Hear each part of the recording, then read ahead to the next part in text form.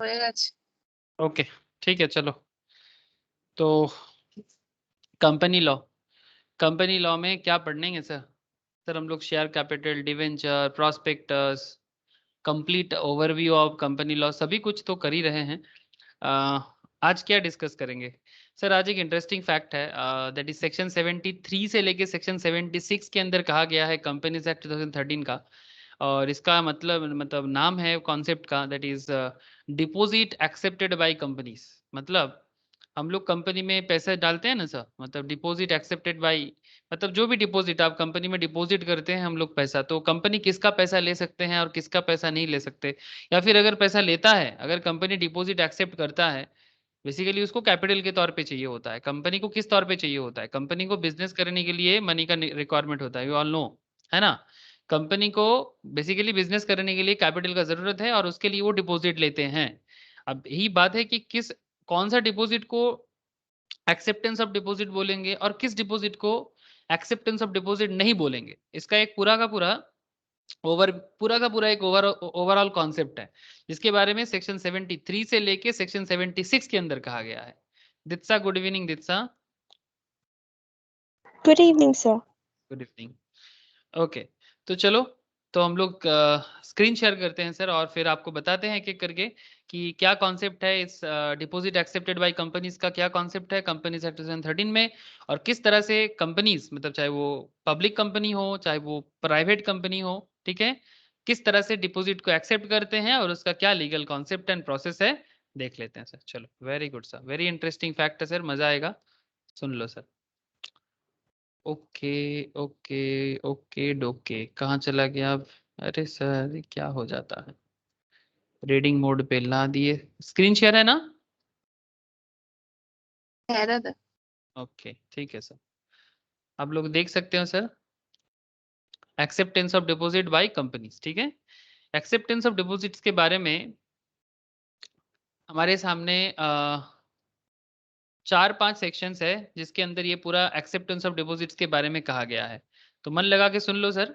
ऐसे तो company law का कॉन्सेप्ट आप लोगों को समझ में आ ही रहा है कि ये कंपनी लॉ एग्जैक्टली बिजनेस का, जो मार्केट में जो कंपनीज काम करते हैं उसका काम करने का तौर तरीका, उसका बिजनेस करने का रूल्स रेगुलेशंस डिसाइड करना, फिर उसके हिसाब से चल पाना, और everything depend on the business. ठीक है, जो भी बिजनेस को चलाने के लिए रूल्स का जरूरत है उसके बारे में कंपनी लॉ एकदम प्रॉपर वे में काम करता है, कोशिश करता है, एटलीस्ट बोलता है, और उसके हिसाब से काम करना इतना आसान नहीं होता, बट एटलीस्ट ट्राई करते हैं कि कम से कम लॉ एंड ऑर्डर सही रहे, बिजनेस भी एक प्रॉपर तरीके से चले, ठीक है। और उसके हिसाब से उन्होंने अलग अलग सेक्शंस के अंदर अलग अलग कॉन्सेप्ट के बारे में बताया। जैसे ये जो कॉन्सेप्ट आज हम लोग पढ़ रहे हैं sir, that is acceptance of deposit, simple बात है, जिसके अंदर सेक्शन 73 में प्रोहिबिशन ऑन एक्सेप्टेंस के बारे में 73 में कहा गया। रीपेमेंट ऑफ डिपॉजिट, डिपॉजिट तो ले लेता है कंपनी बिजनेस करने के लिए, कंपनी डिपॉजिट तो ले लेता है दूसरे से, ठीक है, लेकिन उसको रीपे करना पड़ेगा ना सर। हाँ सर, अगर आप किसी से डिपॉजिट लेते हो बिजनेस के कैपिटल जुगाड़ के लिए, तो बाद में रीपे करोगे, ये सर नो? है। तो सेक्शन 74 में रीपेमेंट ऑफ डिपॉजिट्स के बारे में कहा गया, and acceptance of deposit from public जो डिपॉजिट करता है उसके बारे में सेक्शन 76। एंड अगर आप रूल्स रेगुलेशंस प्रॉपरली फॉलो नहीं कर पाते हो तो आपको इसके लिए 76A में पनिशमेंट के बारे में कहा गया है सर, ठीक है। पनिशमेंट के बारे में कहा गया, मैंने एक काम किया कि मैंने क्या किया ना, पूरा का पूरा प्रोविजंस को एक शॉर्ट नोट में डाल दिया सर, ठीक है। और फिर पूरा शॉर्ट नोट के अंदर मैं सर एक हर एक पॉइंट को शॉर्ट में डिस्कस कर लिया, ताकि आप लोगों को मतलब शॉर्ट में सारा का सारा चीज मैं समझा पाऊं, ठीक है। नहीं तो सर बोलना चाहूँ तो ऐसे बहुत कुछ है, मैं बोलूंगा आप लोगों को, बट ये कॉन्सेप्ट पॉसिबल था इसलिए मैंने इसको शॉर्ट कर लिया। तो मैंने आपको पहले कुछ पॉइंट पहले बता दो, फिर मैं एक एक करके आपको पूरा का पूरा डिपॉजिट्स के बारे में इस 6-7 पेजेस का है, इसको मैं एक एक करके आपको बताता हूँ, ठीक है। फिर घर मैं आपको शेयर भी कर लूंगा, आप घर में इसको पहले शॉर्ट नोट्स को पढ़ लीजिएगा क्लास नोट्स के हिसाब से, उसके बाद आप मटेरियल फॉलो करके डिटेल्स में भी पढ़ लीजिएगा, ठीक है, जो आपको ठीक लगे। अल्टीमेटली आपको क्वेश्चन सॉल्व करना आना चाहिए। ओके, तो पहला बात क्या है सर, एक्सेप्टेंस ऑफ डिपॉजिट्स के बारे में क्या कहा जाता है? What is acceptance of deposit and क्या काम करता है ये एक्सेप्टेंस ऑफ डिपॉजिट, क्यों इसके बारे में लॉ इतना ज्यादा कंसर्न है? Acceptance of deposit from members as well as public member से लो, मेंबर मतलब शेयर होल्डर, है ना सर? शेयर होल्डर को हम लोग मेंबर बोलते हैं। Acceptance of deposit from the members as well as public at large is an important source of finance, है ना, for corporate sectors.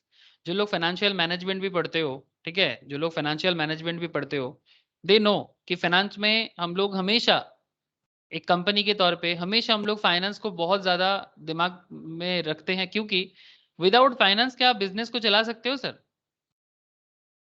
Hello sir. ना। कंपनी जब तक फाइनेंस नहीं लेगा मार्केट से, तब तक कंपनी मार्केट में चलेगा कैसे? जैसे ये हम लोग का एक स्टॉक मार्केट का फोरम है, तो मतलब हम लोग का मतलब क्लासेस चलता है ना, तो उसके हिसाब से स्टॉक मार्केट का एक ग्रुप बना हुआ है जहाँ पर एडवाइजरी लेवल में डिस्कशंस वगैरह चलता है। आई होप आप लोगों को पता है, कोई है यहाँ पर जिनको, जो लोग स्टॉक मार्केट के साथ कनेक्टेड है ना? तो अगर किसी ने ख्याल किया कि नहीं आई डोंट नो, बट फिर भी आपको एक चीज़ बताते हैं। ये अदानी बिज़नेस के बारे में, अदानी एंटरप्राइज़ का कुछ बिज़नेस है, इसके बारे में रिसेंटली एक पॉलिटिक्स चल रहा है। अदानी एंटरप्राइज़ मतलब ओवरऑल अदानी ग्रुप का बिज़नेस के ऊपर।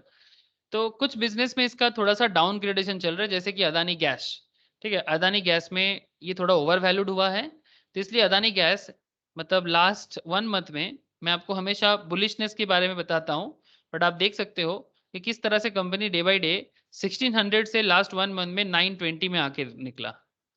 ठीक है, कुछ रूल्स रिगार्डिंग प्रॉब्लम हुआ है सेबी के साथ, ठीक है? तो उसके बाद से इसका जो ये अपने आप को रिवैल्यू कर रहा है बेसिकली, ठीक है? इसको रेक्टिफाई, इसको अभी ये अभी बेसिकली रेक्टिफाई हो रहा है। मेनली इसका मेन क्या है कि ये बहुत ज़्यादा ओवर वैल्यूड हो गया था, वो भी with in 1 year. With in 1 year ये कंपनी मार्केट में 500 से 1600 में पहुँचा है। तो जो काफ़ी ज़्यादा ज़रूरत से ज़्यादा बढ़ गया था, अब वो अपने आप को रेक्टिफाई कर रहा है। अब रेक्टिफाई करते-करते पता नहीं सर कहाँ तक जाएगा, बट अगर इस तरह से चलता जाए, जिस तरह से ये डाउन हो रहा है, हो सकता है कि ये ऑलमोस्ट 600 के पास आस-पास आ जाए, ठीक है? 650 700 के आस-पास भी आ सकता है अगर और थोड़ा डाउन हो तो। सर कहना क्या चाहते हो? सर कहना ये चाहते हैं कि रिसेंटली ऐसा हुआ है कि ये अपना एक पॉलिटिशियन है जिन्होंने ये अदानी बिज़नेस के बारे में एक पॉइंट रेज़ किया कि अदानी के बिज़नेस में अदानी का एंटरप्रेन्योर लोग, मतलब जो अदानी का प्रमोटर है, उन लोगों ने ऑलमोस्ट 137 करोड़ के आसपास बिज़नेस में इंक्लूड किया है, मतलब पैसा डाला है अपने बिज़नेस के लिए, और 137 करोड़ डालने के बाद कंपनी का शेयर मूव कर लिया। तो ये तो नॉर्मल बात है ना सर? 137 करोड़ ऐसे बिज़नेस के लिए ऐसे क्या बड़ी बात है? एक पॉलिटिशियन है हमारे बंगाल का, जिन्होंने सेबी को नोटिस भेजा, ठीक है? और ऐसा कह रहा है, उनका कहना है कि क्योंकि इनके बिज़नेस में रिसेंट ट्रेंड में कुछ KYC related and SEBI related problem हुआ था, तो उसके रिगार्डिंग अभी बहुत सारा आवाज़ चल रहा है इनके बारे में कि क्योंकि नरेंद्र मोदी गवर्नमेंट का कुछ ज़्यादा ही इनके साथ ये है, मतलब कुछ भी बोल रहा है। तो अब देखो सर, बोलेगा जिनको बेसिकली पीछे लगना है वो तो लगेगा। लेकिन सर बात देश का बिज़नेस का भी है। अगर अदानी मार्केट में प्रॉपर लेवल में मतलब जो इन्होंने जो करंट लेवल में जो इंडिया का एक्सपोर्ट लेवल में जिस तरह का इंफ्रास्ट्रक्चर बिल्ड करके रखा है, अगर ये नहीं होगा तो इंडिया की इकोनॉमी चाइना का इकोनॉमी जैसे मतलब कभी इसको ना कभी नहीं हरा पाएगा सर। हमें प्राइवेट लेवल में प्राइवेट प्लेयर्स को इम्प्रूव करवाना ही पड़ेगा। प्राइवेट प्लेयर्स को हमें प्रमोट करना ही पड़ेगा, उनके बिना कोई भी कंट्री, चाइना जैसा सोशलिज्म कंट्री भी अपने आप को बिल्ड नहीं कर पाया, तो इंडिया तो मिक्स्ड इकोनॉमी है। यहाँ पर तो कैपिटलिज्म एंड सोशलिज्म का एक मिक्सनेस दिखता है, ठीक है? तो देखो सर, कहने वाले तो कहेंगे, लेकिन सर सवाल क्या है, आप कहना क्या चाहते हो? मैं कहना ये चाहता हूँ कि कंपनी को फाइनेंस को ज़रूरत है। अब इसको लेके बाद-बाद में अगर पॉलिटिक्स करेंगे तब तो मुश्किल, बट जो भी हो, लीगल मैटर में अभी कुछ प्रॉब्लम चल रहा है, जैसे अदानी गैस में कुछ इश्यूज चल रहा है, वो तो चलेगा, लेकिन कंपनी नीड फाइनेंस। ये बात तो सबसे पहले समझना पड़ेगा। मतलब चाहे अब देखो सोर्स कितना सही है वो देखना सेबी का काम है, ठीक है? अगर सोर्स गलत होगा तो फिर उसके ऊपर कार्रवाई होगा, लेकिन कंपनी को फाइनेंस तो चाहिए। अब उसके लिए कंपनी को डिपॉजिट जहां से मिले, कंपनी लेगा कि नहीं लेगा? आप मुझे बताओ। अगर आप बिजनेसमैन होंगे तो आप डिपॉजिट्स के लिए ऑलवेज रेडी रहोगे। हाँ, obviously good source of money होना बहुत जरूरी है। मतलब सोर्स ऑफ मनी इलीगल नहीं होना चाहिए, उसके बारे में तो सेबी को बनाया गया ना, जो मतलब बेसिकली न्यूट्रल लेवल में काम करने का पूरा कोशिश कर रहा है लास्ट 10-15 ईयर से। तो ठीक है, तो लॉ को अपने जगह में छोड़ देते हैं, और एज ए कंपनी लॉयर ये हम लोग का भी रिस्पॉन्सिबिलिटीज है, as a chartered accountant, company secretaries, ठीक है, एज ए सीएमए, हम लोग का भी रिस्पॉन्सिबिलिटीज है कि हम लोग भी ये सब मैटर में कंपनी को हेल्प करें और इंडिया का जो लीगल मैटर्स है उसको हेल्प करें, ठीक है। तो 137 करोड़ का बिजनेस में डालने में कोई विशाल मतलब बहुत बहुत बड़ा कुछ नहीं हो गया है, मेरा कहना ये है, ठीक है। अब देखना पड़ेगा कि बिजनेस में एक्चुअल में क्या है, वो तो कार्रवाई होने से पता चल जाएगा, बट सेबी की तरफ से एज सच कुछ बात आया नहीं है। अब सर आप कहना क्या चाहते हो? सर कहने का मतलब बड़ा है, सिंपल सिंपल है। कहने का मतलब मेरा बहुत ही सिंपल है। अब थोड़ा बहुत इधर-उधर करने से कोई फ्रॉड स्टार ऐसा कुछ भी नहीं हो जाता।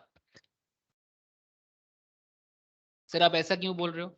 सर क्या आप अदानी के साइड में जा रहे हो क्या? नहीं सर, मेरे को एक ही चीज़ है, इंडिया का बिज़नेस डेवलप हो, ठीक है? आप लोगों को पता है सर रिसेंटली सीएमए इंस्टीट्यूट की तरफ से कितना ये हुआ है?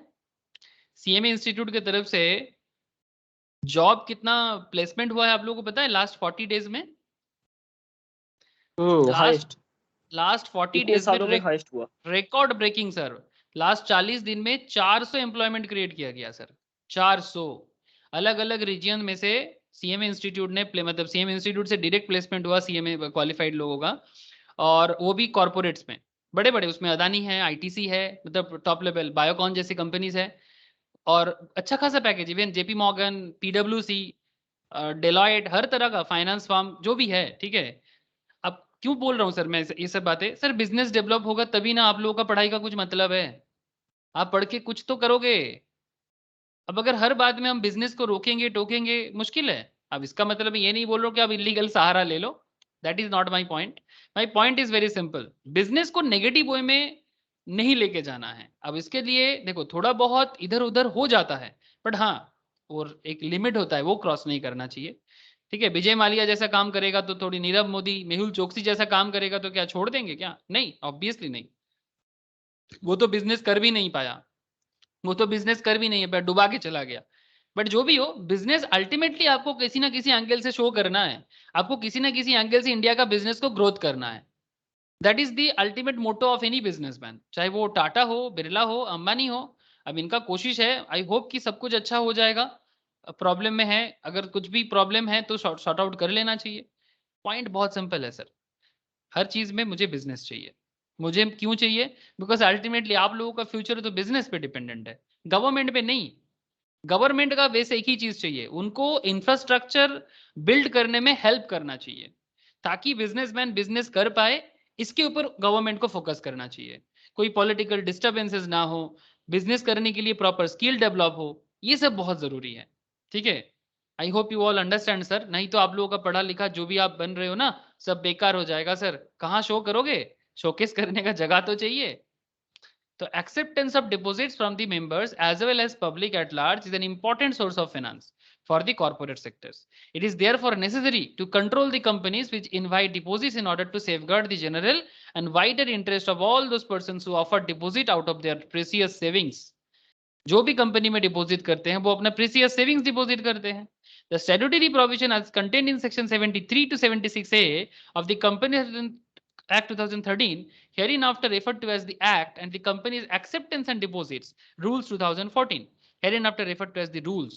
ठीक है, रूल्स और एक्ट में फर्क बस इतना होता है कि कई बार क्या होता है, एक्ट बनने के बाद कोई बड़ा चेंज होता है ना, तो उसको रूल बोल के एक्ट के अंदर इंक्लूड कर दिया जाता है. ठीक है, govern the acceptance of deposit and also renewal thereof. ठीक है, डिपॉजिट्स का जो भी कॉन्सेप्ट है उसको देखा जाता है, और अगर उसको रिन्यू किया जा रहा है तो वो भी देखा जा रहेगा. ठीक है, तो सर्टेन इंपॉर्टेंट टर्म्स एक्सप्लेन. सबसे पहले डिपॉजिट का मतलब पहले जान लेते हैं सर.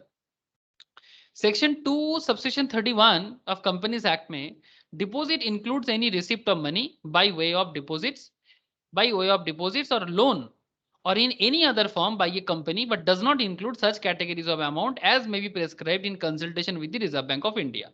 अब मैं आपको एक एक करके सारा का सारा चीजें के बारे में एक एक करके बताऊंगा, लेकिन सबसे बड़ा बात तो ये हो गया कि कंपनी को डिपॉजिट चाहिए, लेकिन कुछ डिपॉजिट को डिपॉजिट नहीं मानेंगे, उसका भी कॉन्सेप्ट आएगा. तो चलो मैं सर आप लोगों के लिए एक नोट्स रेडी किया. ठीक है, तो वही नोट से मैं आपको थोड़ा सा इजी वे में कोशिश कर रहा हूँ आपको फटाफट इजीली समझा देने का, ताकि आप लोग इजीली कनेक्ट हो जाओ ईच एंड एवरी पॉइंट के बेसिस पे. मैं आपको एक एक प्रैक्टिकल बातें भी करूंगा बीच बीच में, तो बीच बीच में प्रैक्टिकल बातें तो होगा, लेकिन बिफोर दैट थोड़ा बहुत लीगल बातें हो जाए. तो बेसिकली देखो, Deposits are means through which companies generally acquire funding. The provisions concerning deposits are covered under section 73 to 76 of the Companies Act 2013, which is generally read with the prescribed rules as per the Companies Act 2013. A deposit in is any money that is received either by means of a deposit or a loan or any other form as may be prescribed. ठीक है sir, ये share नहीं है obviously, but does not include certain class of transactions. कुछ classes of transaction को deposit नहीं माना जाता. सर वही लिस्ट थोड़ा बात करना है अभी आपसे, ठीक है. उसी लिस्ट के बारे में मैं आपसे फटाफट बात कर लेता हूं सर. देखो सर, डिपॉजिट्स मतलब कंपनी को मिलता है पर डिपॉजिट नहीं मानेंगे. जैसे कि received from A central government, अगर किसी कंपनी को सेंट्रल गवर्नमेंट से कुछ पैसा मिलता है और स्टेट गवर्नमेंट से कुछ पैसा मिलता है और एनी सच सोर्स पर prepayment will be guaranteed by the state और सेंटर. कहीं भी सोर्स से आपको पैसा मिलता है बट उसका रीपेमेंट आप नहीं करोगे, कौन करेगा? स्टेट और सेंटर करेगा आपके बिहाफ में, तो उसको डिपॉजिट नहीं कहना चाहिए कंपनी की तरफ से. रिसीव्ड फ्रॉम फॉरेन बैंक्स और इंटरनेशनल बैंक्स और foreign governments, multilateral financial institutions, ठीक है, foreign government, international bank, foreign banks, ठीक है, subject to provision of foreign exchange management act FEMA. FEMA act 1999 के थ्रू से अगर आपके कंपनी को किसी भी तरह का पैसा रिसीव होता है, डिपॉजिट रिसीव होता है, उसे भी हम डिपॉजिट नहीं बोलेंगे. Received by way of financial assistance or loan from public financial institutions PFI notified by the CG means central government और scheduled banks और insurance companies. ये भी आपके लिए फाइनेंशियल असिस्टेंस जो भी आपको यहाँ पर मिल रहा है डिपॉजिट्स की तरह लगता है पर उसको डिपॉजिट नहीं माना जा सकता. सर तो फिर डिपॉजिट मानेंगे किसको? वेट कर जाओ सर, पूरा कॉन्सेप्ट 2 मिनट और 10 मिनट दो, क्लैरिटी में आएगा आपके सामने कि पूरा खेल चल क्या रहा है. Received as a loan or facility from any banking company, received as a loan or facility from any banking company or the State Bank of India or any of its subsidiaries. आजकल तो state bank का subsidies ऐसा कुछ कोई रहा नहीं है, but फिर भी अगर किसी बैंक का जैसे पहले स्टेट बैंक का 6 सब्सिडियरी हुआ करता था, ठीक है, पहले स्टेट बैंक का 6 सब्सिडियरी हुआ करता था. फ्यूचर में मे बी और भी हो जाए कि अगर किसी कंपनी में स्टेट बैंक का 51% शेयर होल्डिंग आ जाए तो फिर उस बैंक को स्टेट बैंक ऑफ इंडिया का सब्सिडियरी कहा जाता है. जैसे पहले था 6 सब्सिडियरी को मार्ज कर दिया गया. नाम जानते हो सर? स्टेट बैंक का सब्सिडियरी बैंक का नाम बता सकते हो आप लोग? State bank of Travancore, state bank of Maharashtra, ये सब बहुत सारा था. SBBJ बहुत सारा था, 6 था. SBBJ state bank of Bikaner and Jaipur, state bank of Travancore south में है, स्टेट बैंक ऑफ पटियाला, ठीक है, इस तरह से था. State bank of Jammu Kashmir, ठीक है, इस तरह का. SBJ के इस तरह का और भी करीब 5-6 था. स्टेट बैंक ऑफ हैदराबाद, ठीक है, इस तरह का था. तो ये सब स्टेट बैंक का सब्सिडरी के तौर पे चल रहा था, लेकिन इस सब को मार्ज कर दिया गया और अभी स्टेट बैंक के अंदर मतलब ये जिनका भी अकाउंट था सब मार्ज हो गया. ठीक है, ठीक है सर, कोई बात नहीं. तो ultimately received as a loan और facility from any banking company और the state bank of India और एनी इट्स सब्सिडरीज, तो इसको भी डिपॉजिट नहीं बोलेंगे.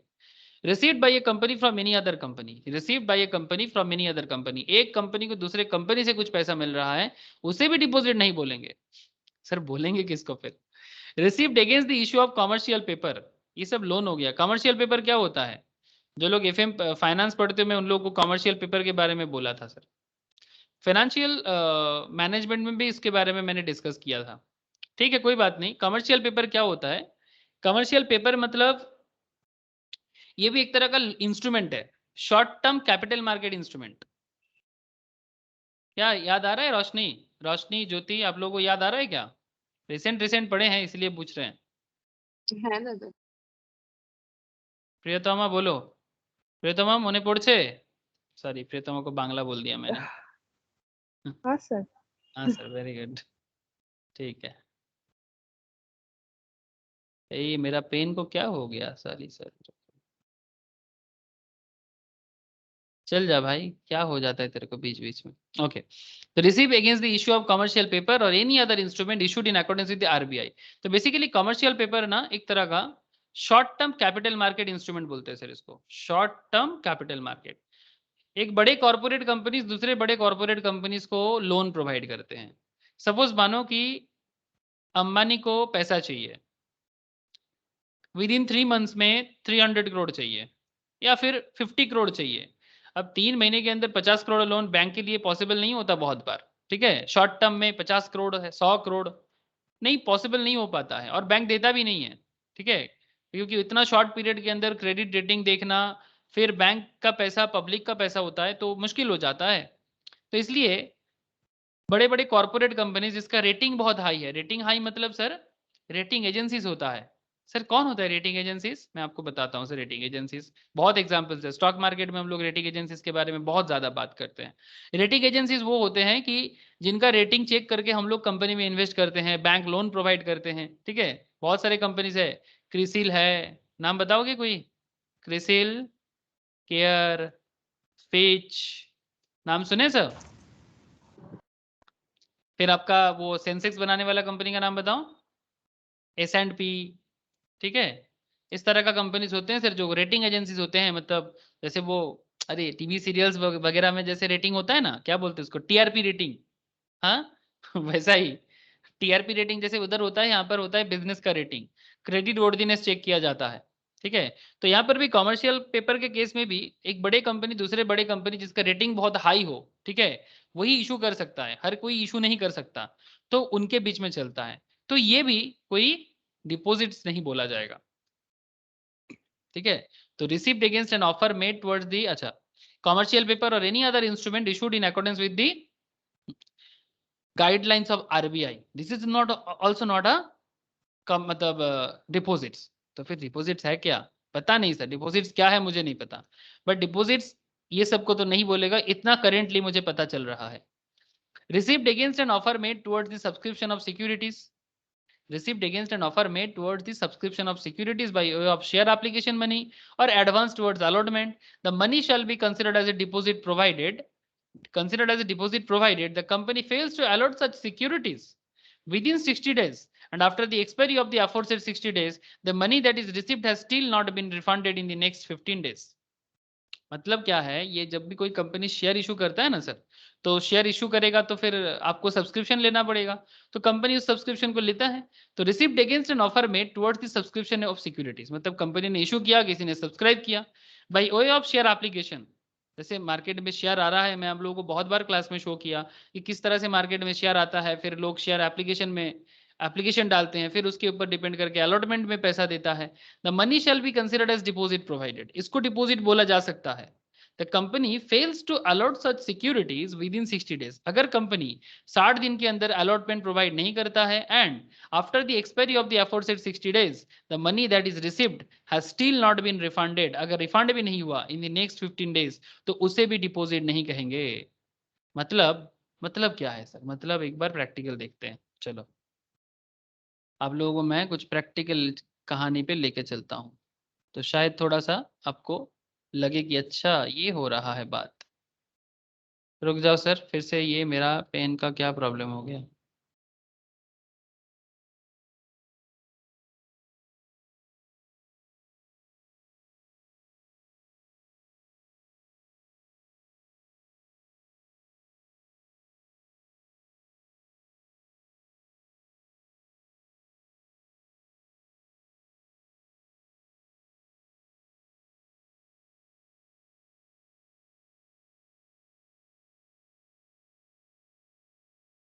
जस्ट अ सेकेंड रुको।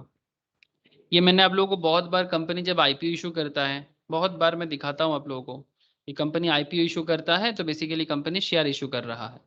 तो जब भी कंपनी शेयर इशू करेगा, जैसे मार्केट में आप लोगों को मैं जोमेटो के बारे में बताया था, आने वाला है सर, स्टॉक अच्छा जाएगा मुझे लगता है। जोमेटो है, एनएसडीएल है, सब आ रहा है सर मार्केट में। क्या कर रहे हैं? आ रहा है मार्केट में, शेयर एप्लीकेशन लेके आ रहा है। तो अगर अलॉटमेंट करने में आप देरी कर रहे हो, ठीक है, 60 दिन हो गया, ठीक है, 60 दिन के बाद और 15 दिन हो गया, आपने पैसा वापस नहीं किया, ठीक है, तो वो पैसे को भी आप डिपॉजिट नहीं बोल सकते, ठीक है। शेयर एप्लीकेशन में जो मिल रहा है वो डिपॉजिट है, वो तो कंपनी फाइनेंस कर ही रहा है। NSDL, NCDEX, LIC, Bajaj energy, ये सब कंपनी आने वाला है। कुछ कंपनी तो रिसेंट में लिस्टेड हो भी गया सर, जैसे India pesticides, Dodla dairy, Shyam metalics, Sona BLW, Krishna institute of medical science, ये सब रिसेंट में मार्केट में आया सर, ठीक है, रिसेंट में मार्केट में आया। इसमें मैं 2-3 में एनालिसिस दे पाया था, बाकी कोई कोई मुझे 2-3 पूछा भी था, मैं नहीं दे पाया, मतलब एक्चुअली क्लास के बाद ना, और मुझे टाइम नहीं मिला। लेकिन जो भी हो, आप लोग समझ रहे हो ना सर। तो कॉन्सेप्ट एकदम सिंपल है, ठीक है। अगर आप company fails to allot such securities within 60 दिन के अंदर and after the expiry of the aforesaid 60 days the money that is received has still not been refunded in the next 15 days, तो उसे भी आप डिपॉजिट नहीं कह सकते, ठीक है। The money shall be considered as deposit provided ये वाला केस ना हो तो फिर उसको आप डिपॉजिट नहीं बोलेंगे, ठीक है। Received from an employee of the company not exceeding his annual salary, received from an employee of the company, किसी कंपनी के एम्प्लॉय से रिसीव कर रहे हो, not exceeding his annual salary, उसके एनुअल सैलरी का जो टोटल अमाउंट है उससे ज्यादा नहीं होना चाहिए, in the nature of non interest bearing security deposit. Non interest bearing security deposit मतलब एम्प्लॉय ने ही कंपनी में कुछ डिपॉजिट किया, जो अमाउंट उसका सैलरी से एनुअल सैलरी से ज्यादा नहीं होना चाहिए, वो भी, और उसमें कोई इंटरेस्ट का बात नहीं है, इसको भी डिपॉजिट नहीं कहा जा सकता। Received amount that is non interest bearing in nature और held in trust.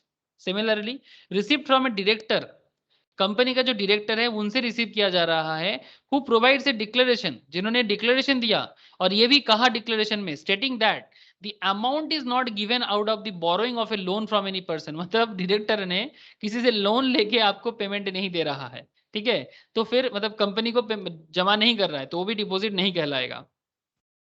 raised by way of issue of debentures or bonds secured by a first charge or any other way, raised by way of issue of debentures or bonds मतलब debenture के through से, bond के through से, secured by a fast charge or any other way। Sir fast ये charge क्या होता है, ये हम लोगों का नेक्स्ट क्लास का चर्चा रहेगा, बड़ा ही इंटरेस्टिंग कॉन्सेप्ट है चार्ज का।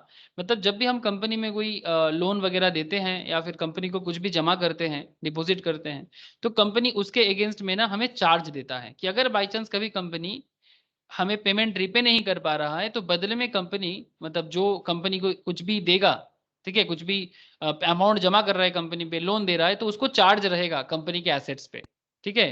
तो मैं आपको आगे नेक्स्ट क्लास में डिटेल्स में बताऊंगा चार्ज के बारे में, ठीक है। तो बेसिकली क्या बोल रहे हैं sir, raised by way of issue of debentures और bond secured by a first charge और any other way, brought in by promoters as a loan, अगर प्रोमोटर लोन के तौर पे ला रहा है, अनसिक्योर्ड इन नेचर, नेचर जो है अनसिक्योर्ड है, in pursuance with the stipulation of bank और lending financial institutions, accepted by the Nidhi company, Nidhi company मतलब जिस कंपनी के अंदर लोन प्रोवाइड तो किया जाता है but only to their employees, मतलब ओनली अपने एम्प्लॉइज को ही वो लोन प्रोवाइड करते हैं, उसको इस तरह का कंपनी को निधि कंपनीज बोलते हैं, as per the provision of section 406 of the act.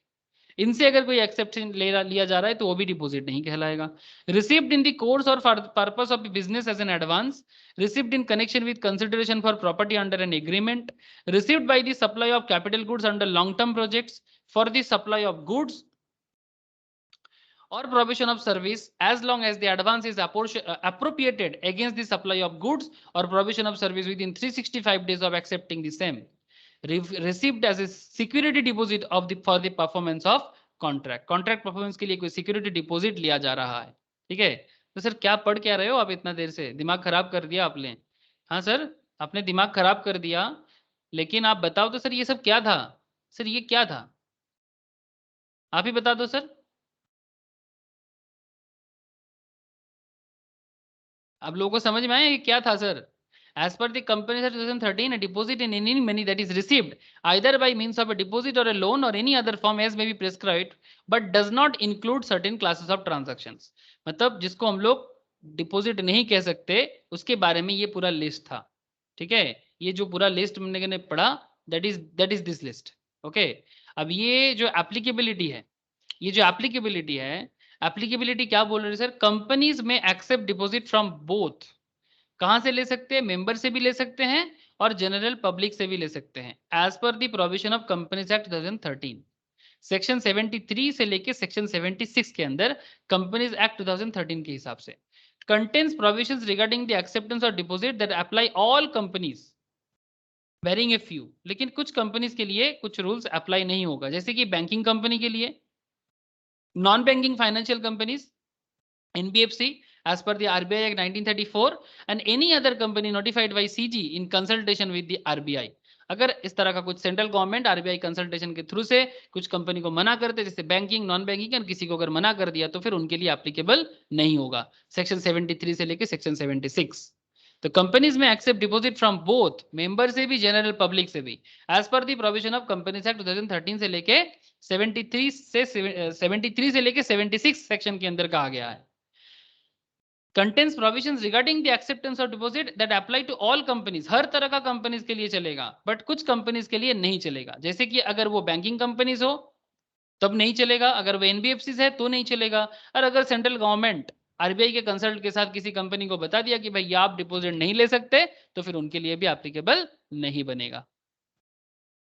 बोलो सर, कुछ आप लोगों को समझ आ रहा है? हाँ सर।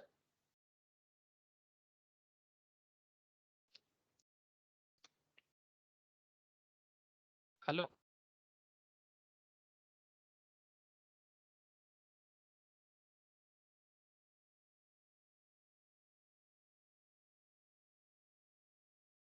डिपॉजिट के बारे में हम लोग बात कर रहे हैं, ठीक है। और उसके बाद किस तरह का कंपनी के लिए ये जो सेक्शंस है, सेक्शन 73 से लेके सेक्शन 76 एप्लीकेबल हो रहा है, उसका भी हम लोगों ने आपको बताया। तो याद रखिएगा कि ये सेक्शंस किसके लिए एप्लीकेबल नहीं है। Prohibition of acceptance of deposits, ठीक है। प्रोहिबिशन, एक्सेप्टेंस डिपॉजिट एक्सेप्ट करने में आपको बाधा दे रहा है, ठीक है। तो क्या बाधा है आपके सामने? There are few conditions that have to be fulfilled in order for a company to accept deposit. क्या क्या कंडीशंस आपको फुलफिल करने का, क्या कंडीशंस आपको फुलफिल करने का है? Few conditions that have to be fulfilled, अगर आपको एक्सेप्ट डिपॉजिट एक्सेप्ट करना है तो क्या कंडीशन है, जिसके बारे में सर सेक्शन 73 कहता है। तो याद रखिए सर, सेक्शन 73 आपको क्या कहता है? सेक्शन 73 आपको कहता है कि आपको रिजोल्यूशन पास करना पड़ेगा जनरल मीटिंग में। आप लोग मीटिंग के बारे में सभी कोई जानते हो कि कंपनी को एजीएम करना पड़ता है। जैसे रिसेंटली हुआ ना इसका एजीएम, जनरल मीटिंग किसका हुआ रिसेंट में? ऐसे बहुत सारा कंपनी का हुआ है। रिलायंस का एजीएम हुआ रिसेंट है ना सर, रिलायंस का एजीएम हुआ। तो जो भी हो, कंपनी को अगर किसी से डिपॉजिट लेना है तो कंपनी को जनरल मीटिंग में उसको रिजोल्यूशन पास करना पड़ेगा, ठीक है। Circular has to be issued to the members with the following details, ठीक है। रिजोल्यूशंस का बात आया, एक रिसेंट अपडेट था, मुझे ये पूछ रहा था, क्या बोलते हैं, चौथा मेरे को पूछ रहा था कि सर सेबी के डायरेक्टर के ऊपर कुछ ये आया है, इंडिपेंडेंट डायरेक्टर के ऊपर ना रे चौथा। है सर, रिमूवल नहीं है। यस, इंडिपेंडेंट डायरेक्टर के ऊपर एक सेक्शन 149 के हिसाब से कुछ कॉन्सेप्ट है, अभी मैं बाद में बताऊंगा इसके बारे में। सीएमए में इसका अभी डिस्कशन जरूरी नहीं है, वो बाद में पड़ेगा, बट सीए और सीएस में इनका डिस्कशन है। तो ये एक रिसेंट अपडेट है, बट ठीक है सर, कंपनी लॉ का अपडेट है, आप लोग भी खबर रखिए। SEBI approves amendment related to independent director. अब इंडिपेंडेंट डायरेक्टर के बारे में एक कहा गया है, appointment and reappointment and removal of independent director shall be through special resolution of share holder for all listed entities. अगर कंपनी लिस्टेड कंपनी है, अगर कंपनी लिस्टेड कंपनीज है, तो अगर कोई कंपनी में इंडिपेंडेंट डायरेक्टर्स है तो उसको रखना, मतलब उसको अपॉइंट करना या री अपॉइंट करना, तो उसके लिए आपको मीटिंग में स्पेशल रेजोल्यूशन डालना पड़ेगा। सिंपल बात है, मतलब आपको मेजोरिटी लाना पड़ेगा। स्पेशल रेजोल्यूशन में क्या होता है सर, मेजोरिटी जीतता है, 75% का वोट चाहिए आपको, ठीक है। तो ये रिसेंट एक अमेंडमेंट आया है, ठीक है। ठीक है, कोई बात नहीं, मैं इसका इस तरह का डिटेल्स में बाद में बात करूंगा, ठीक है। ये सब रिसेंट अपडेट है मार्केट का। স্যার ইন্ডিপেন্ডেন্ট ডাইরেক্টরের ক্ষেত্রে তো অ্যাপয়েন্টমেন্ট আপনার রিমুভাল তো এমনিতেই এজিএম এই হতো, তো সেখানে তো एजीएम স্যার में ही होता, এমনি एजीएम में ही স্পেশাল होता, बट स्पेशल रेजोल्यूशन जरूरी नहीं था पहले, ठीक है। वो स्पेशल रेजोल्यूशन आ गया, एजीएम में ही होना, एजीएम में ही होना है, बट स्पेशल रेजोल्यूशन का केस नहीं था, ठीक है। मतलब सिंपल मेजोरिटी में भी हो सकता था, अब स्पेशल रेजोल्यूशन में मतलब मैक्सिमम मेजोरिटी चाहिए तब जाके होगा, ठीक है। मैं बाद में बात करूंगा, पॉइंट थोड़ा सा ज्यादा डीपली चला जाएगा, अब उतना नहीं जाना है अभी, ठीक है। डिपॉजिट में रहो, ओके। एक्चुअली मीटिंग का बात आया तो इसलिए मैं बोल दिया।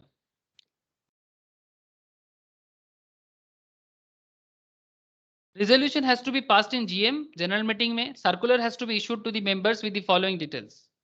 आपको सर्कुलर देना पड़ेगा कंपनी को, circular has to be issued to the members.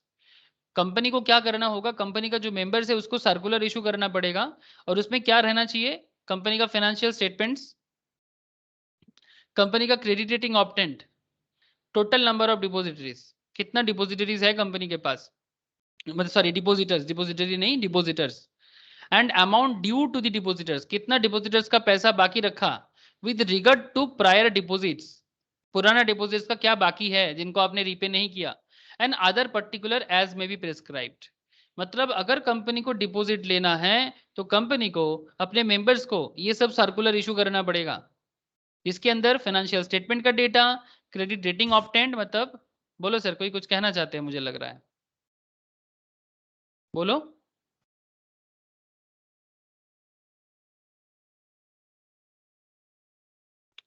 Credit rating agencies जैसे कि ये देखो सर, कुछ फेमस ये जैसे सिविल है, ठीक है, इसके अलावा क्रेडिट रेटिंग एजेंसी में बहुत फेमस कंपनी काम करते हैं, जैसे मैंने आपको बताया, ठीक है, जैसे फीच हो गया, एनएसडीएल नहीं, एनएसडीएल नहीं, क्या बोलते, क्रिसिल हो गया, केयर हो गया, मोस्ट प्रोबेबली क्रिसिल का शेयर है। হ্যাঁ দাদা ক্রিসিলে শেয়ার আছে, क्रिसिल का शेयर है, সিডিএসএল কিন্তু ক্রেডিট এজেন্সি দেয় দাদা। हाँ हाँ, एक्चुअली सब टाई अप में काम करता है। ये देखो ना, CRISIL is an Indian analytical company providing ratings, research and risk and policy advisory service and is the subsidiary of American company S&P global. ये S&P ग्लोबल जो अमेरिकन कंपनी है, स्टैंडर्ड एंड पुअर, उसी का सब्सिडियरी है, उसी का subsidiary है, और इसका मेन काम है रेटिंग प्रोवाइड करना, क्रिसिल रेटिंग, इरेवना, मोर, ठीक है। तो ये एक्चुअली काम करते हैं, रेटिंग का काम करते हैं, मतलब इनका रेटिंग बहुत वाइटल माना जाता है सर। ये किसी कंपनी के बारे में जो भी बोलता है, ठीक है, तो वो बहुत, मतलब रेटिंग एजेंसी, मतलब ये बेसिकली बताते हैं कि हाँ ये कंपनी का पास मतलब इतना और नेट वर्थ इसका अच्छा है, इसका रेवेन्यू अच्छा है, व्हाटएवर, ठीक है, इसको लोन देना चाहिए, इसमें डिपॉजिट रखने का औकात है, जो भी हो, बेसिकली औकात बता देता है लोगों को, ठीक है। प्रॉपर फाइनेंशियल, मतलब this is a very good opportunity for all of you as a CA, CMA, बहुत अच्छा अपॉर्चुनिटी है कि अगर आप क्रेडिट रेटिंग कंपनी में एनालिटिकल जॉब आपको मिल जाए तो बहुत अच्छा अपॉर्चुनिटी है। आप ऐसा काम करने में मजा भी आता है सर, बहुत ही प्योर कैलकुलेटिव काम है, मजा आता है, जो भी हो।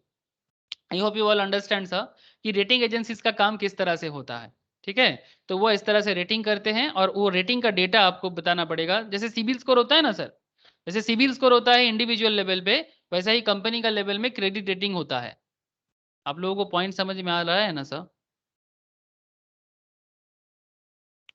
सभी को पूछ रहा हूँ, आप लोगों को कनेक्ट कर रहे हैं ना डिपॉजिट्स का पॉइंट? হ্যাঁ দাদা। दीक्षा, नंदिनी, आप लोग भी बताओ, ज्योति। हाँ सर। ओके सर,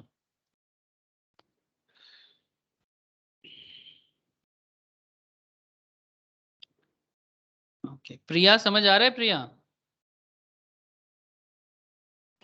हाँ sir. Okay sir.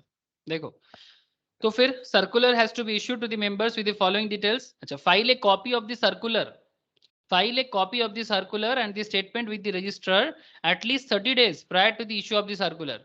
Circular issue करने से कम 30 दिन पहले आप क्या क्या करना पड़ेगा? File a copy of the circular, file करो, and the statement with the register, register के पास जमा करो। सर्कुलर इशू करने से पहले मेंबर को रजिस्टर के पास जमा करो कि आप क्या सर्कुलर इशू करने जा रहे हो, लाइक फाइनेंशियल स्टेटमेंट का डेटा, क्रेडिट रेटिंग का data, total number of depositors का डेटा, अमाउंट अगर कुछ पहले का डिपोजिटर्स का बाकी है तो उसका डेटा, एवरीथिंग आपको रजिस्टर के पास जमा करना पड़ेगा एटलीस्ट सर्कुलर देने से 30 दिन पहले। 20% of the total amount of deposits, जो भी total amount of deposits company के पास होता है, 20% of the total amount of deposits, जैसे हम लोग बैंक में डिपॉजिट्स करते हैं ना सर, वैसा ही, ठीक है, इसको कहते हैं कंपनी डिपॉजिट्स।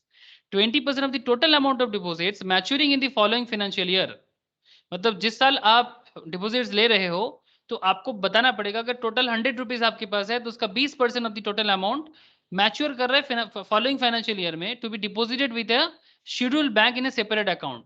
मतलब जो फॉलोइंग फाइनेंशियल ईयर में, सपोज 2019 में आप न्यू डिपॉजिट लेना चाहते हो, तो फिर नेक्स्ट ईयर में जो मैच्योर होने वाला है उसका अमाउंट को आपको अलग से शेड्यूल बैंक अकाउंट में, सेपरेट अकाउंट में डालना पड़ेगा। टोटल डिपॉजिट का 20%, टोटल जो डिपॉजिट मैच्योर होने वाला है उसका एटलीस्ट 20% अमाउंट आपको किसी शेड्यूल्ड बैंक मतलब जो रजिस्टर्ड बैंक है इंडिया में, ठीक है, चाहे वो गवर्नमेंट बैंक हो या फिर प्राइवेट बैंक, बेसिकली शेड्यूल्ड होना चाहिए, तो उसका अमाउंट आपको सेपरेट करना चाहिए at least 20%। Deposit repayment reserve account आपको बनाना पड़ेगा। जैसे आप लोग जानते हो रिडेम्पशन रिजर्व के लिए जैसे हम लोग पहले क्लास में पढ़ रहे थे, वैसे ही डिपॉजिट को रीपे करने के लिए एक रिजर्व अकाउंट बनाना पड़ेगा। ठीक है, before the 30th of April of every year, हर साल 30 अप्रैल से पहले, हर साल 30th अप्रैल से पहले आपको करना पड़ेगा। ठीक है, और क्या है, certificate of the fact, certification of the fact that the company has not defaulted on the repayment of the deposits और any payment of interest on such deposits.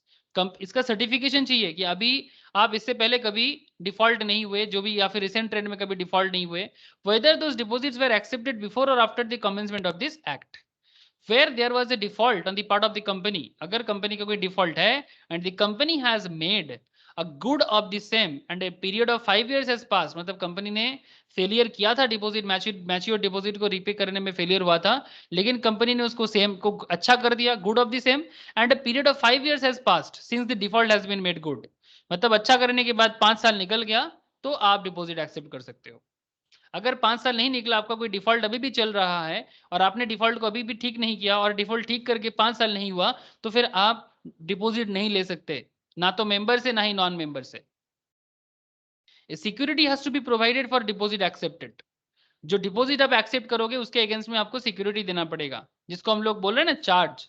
And where there is no security provided, अगर security provide नहीं करते हैं तो भी deposit ले सकता है। Such deposits will be shown as unsecured deposit. ये अकाउंट्स में भी इसका ट्रीटमेंट होता है सर, जो लोग कंपनी अकाउंट्स वगैरह करोगे ना, वहां पर सिक्योर्ड डिपॉजिट अनसिक्योर्ड डिपॉजिट का अलग से ट्रीटमेंट करना पड़ता है अकाउंटेंसी में।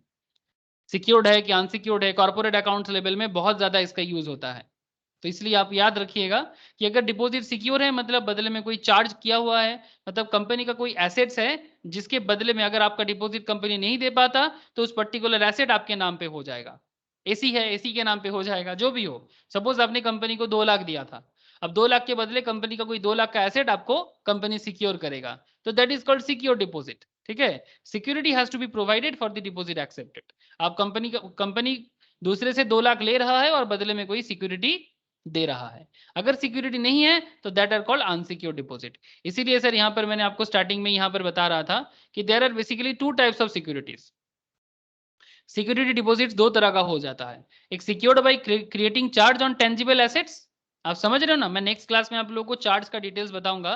तो सिंपल कॉन्सेप्ट है, आपको कोई टेंजिबल एसेट्स को चार्ज करना पड़ेगा, इंटेंजिबल्स नहीं, ये भी याद रखिए। मतलब कंपनी का गुडविल, पेटेंट, कॉपीराइट नहीं, कोई फिजिकल एसेट, टेंजिबल एसेट्स। से फॉर एग्जांपल कंपनी का कोई प्लांट, कंपनी का कोई मशीनरी, लैंड, बिल्डिंग, एनीथिंग, जो भी वैल्यूएशन का डिपॉजिट आप किसी से भी ले रहे हो, उसके बदले आपको कंपनी का कोई भी एसेट उस पर चार्ज करना पड़ेगा। आप समझ रहे हो ना सर? से फॉर एग्जांपल रिलायंस ने, आपने मानो कि रिलायंस में डिपॉजिट किया, रिलायंस आपसे डिपॉजिट एक्सेप्ट किया, रिलायंस आपसे डिपॉजिट एक्सेप्ट किया, बहुत बढ़िया, कोई बात नहीं सर। रिलायंस आपसे डिपॉजिट एक्सेप्ट किया और रिलायंस बदले में अपनी ही फैक्ट्री का कुछ भी एसेट्स, फिजिकल टेंजिबल एसेट जिसका कोई मार्केट वैल्यू हो, ठीक है, जिसका कोई मार्केट में सेलेबल वैल्यू हो, वो वैल्यूएशन आपको चार्ज पे दे देगा कि भाई ये सिक्योर्ड है। अगर बाई चांस कंपनी रीपे ना कर पाए, अगर बाई चांस कंपनी रीपे ना कर पाए तो कंपनी अपना एसेट सेल करके भी, मतलब जो भी डिपॉजिटर्स है उसका वो एसेट पे उसका चार्ज आ जाएगा। सिंपल बात है, सिंपल बात है, उस एसेट पे उस पर्टिकुलर डिपॉजिटर का चार्ज हो जाएगा। से फॉर एग्जांपल आपने कंपनी को 5 करोड़ दिया है, ठीक है, और कंपनी आपके नाम पे ये मशीन, ये फैक्ट्री का कोई एक पार्ट्स, कुछ भी एक एरिया आपको आपके नाम पे दे दिया था, या जनरेटर जो भी हो, जो जिसका मार्केट में रीसेल वैल्यू हो सिमिलर अमाउंट का, आप उसको सेल करके आप उसको रिडीम कर सकते हो। बात समझ में आ रहा है सर? सिक्योर्ड अनसिक्योर्ड का कॉन्सेप्ट बोलो। हाँ sir,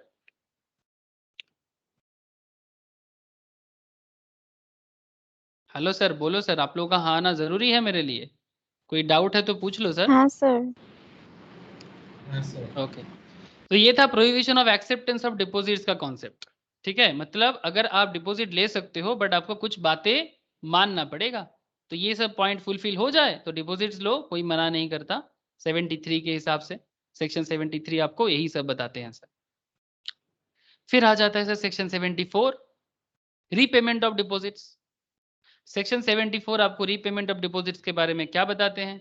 section 74 lays out the provisions for the repayment of those deposits which have been accepted by the company before the commencement of the act. मतलब इस पर्टिकुलर एक्ट आने से पहले अगर company ने कोई डिपॉजिट्स लेके रखा तो section 74 lays down the previous provisions for the repayment of those deposits which have been accepted by the company before the commencement of this act. मतलब ये कंपनीज एक्ट 2013 के हिसाब से सेक्शन 73, 4, 6 जो भी आया है यहाँ पर पेमेंट ऑफ डिपॉजिट के, इससे पहले अगर कंपनी ने डिपॉजिट रखा है तो wherein there is an amount of principals or the interest that stands unpaid.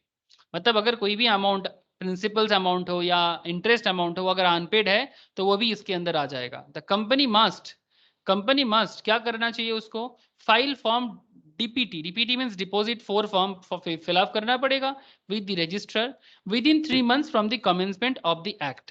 Act चालू होने का 3 महीने के अंदर फॉर्म को फिलअप करेगा और from the date of which the payment become due, जब से पेमेंट ड्यू है. The form will include details, उस फॉर्म के अंदर डिटेल्स देना पड़ेगा. All the deposit accepted by the company, जो भी कंपनी के पास डिपॉजिट एक्सेप्टेड होकर रखा है उसका details. Amount remaining unpaid on those deposits including the interest element. अगर कोई पुराना अमाउंट है जिसका डिपॉजिट अभी भी पेमेंट बाकी है, इंटरेस्ट के साथ बाकी है, वो भी डिटेल्स आपको डिपॉजिट फॉर्म में बताना पड़ेगा. And arrangement made for this payments, और उस पेमेंट को देने के लिए आपने क्या अरेंजमेंट किया वो भी आपको बताना पड़ेगा. बस ये बात आपको बताना पड़ेगा अगर कोई पुराना डेटा है तो भी, और न्यू डेटा जो भी करोगे उसके बारे में भी बताना पड़ेगा जब से आपके ऑर्गेनाइजेशंस पे ये डिपॉजिट रूल चालू हो जाएगा. और फिर repay the deposits within 3 years of the commencement of the act or the expiry of the term of those deposit. या तो एक्ट चालू होने, कंपनी में एक्ट चालू होने के 3 साल के अंदर कर दो, या फिर एक्सपायरी जो भी है डिपॉजिट का जो भी टर्म्स कंडीशन था, based on which ever is earliest, जो भी अर्लीस्ट है. Where the company requires an extension of time to fulfill the payments, जहां पर कंपनी को एक्सटेंशन चाहिए, टाइम फुलफिलमेंट पेमेंट का टाइम एक्सटेंशन चाहिए, it make an application to the tribunal for such extension. मतलब company law board that is tribunal को company extension के लिए बेसिकली बोलेगा कि बेटा मुझे टाइम एक्सटेंड करो क्योंकि मुझे रीपेमेंट के लिए और टाइम चाहिए. नॉर्मली रूल कमेंसमेंट के 3 साल के अंदर कर देना चाहिए, या फिर जो भी एक्सपायरी डेट है जो अर्लियर डेट है उसके अंदर कर देना चाहिए. ठीक है, which ever is the earliest. But अगर फिर भी इसके अंदर कंपनी नहीं कर पाता है तो फिर एक्सटेंशन डेट मांग सकता है ट्रिब्यूनल से. द ट्रिब्यूनल से allow the company the extension requested for after reviewing the following, जैसे कि financial position of the company. अगर कंपनी का फाइनेंशियल पोजीशन देखेगा, the amount of deposits to be repaid, कितना अमाउंट रिपे करना है, including interest on the same, such other related matters, जो भी डिपॉजिट से रिलेटेड है वो भी एनसीएलटी मतलब बेसिकली ट्रिब्यूनल जो है, कंपनी लॉ बोर्ड जिसको हम लोग बोलते हैं, वो देखेगा, ट्रिब्यूनल देखेगा, फिर उसके बाद उसको एक्सटेंशन मिल सकता है. Where the company fails to repay the deposit money, अगर कंपनी डिपॉजिट मनी रीपे करने में फेलियर होते हैं within a stipulated time और such extended period granted by the tribunal, अगर एक्सटेंडेड टाइम के अंदर भी रीपे नहीं कर पाया, the company will be punishable with a fine in addition to the repayment of deposit as specified. तो क्या फाइन लगता है कंपनी पे, देख लो. अगर आप कंपनी हो तो आप पे 1 करोड़ से 10 करोड़ का फाइन लग जाता है, कम से कम 1 करोड़ जो एक्सटेंशन होकर 10 करोड़ तक जा सकता है. और जो भी ऑफिसर इन डिफॉल्ट रहेगा उसको 7 साल का जेल, डिपॉजिट अगर नहीं देते हो किसी को 7 साल का जेल, और साथ में या फिर और 25 लाख से लेके 2 करोड़ तक का इंडिविजुअल फाइन, या फिर दोनों हो सकता है. 25 लाख से लेके 25 लाख टू 2 करोड़ का फाइन, या फिर दोनों 7 साल के जेल के साथ साथ हो सकता है. बोलो सर, यह है सेक्शन 74 का बात. समझ में आया कुछ? हाँ सर बोलो.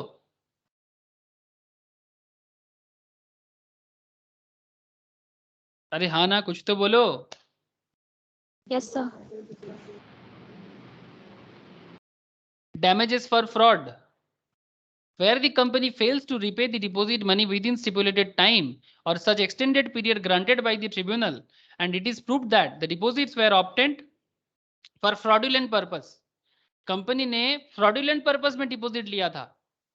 Every officer found guilty will be held personally responsible and be punishable under section 447 of the Companies Act 2013, and any suits or proceedings shall be filed by anyone, जिसको भी प्रॉब्लम होगा। मतलब देखो सर, अगर आप company fraud से पैसा लेता है किसी से और फिर उस पैसे को फ्रॉडुलेंट पर्पस पे यूज करता है, तो कोई तो कंपनी पे केस फाइल करेगा ना।